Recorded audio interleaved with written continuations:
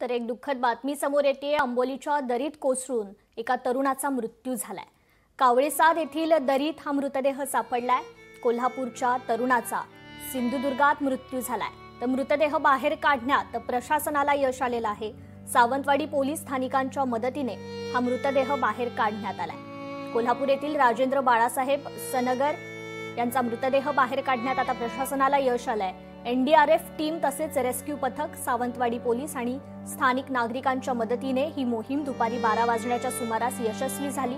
त्याचा मृतदेह दरीत 150 फूट खोलवर आढळून आल्याचं पोलिसांकडून सांगण्यात आलं।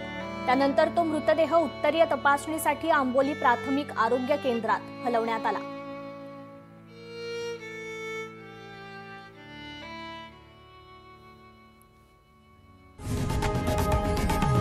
लोकशाही मराठी ऐका, पहा, जागरूक रहा।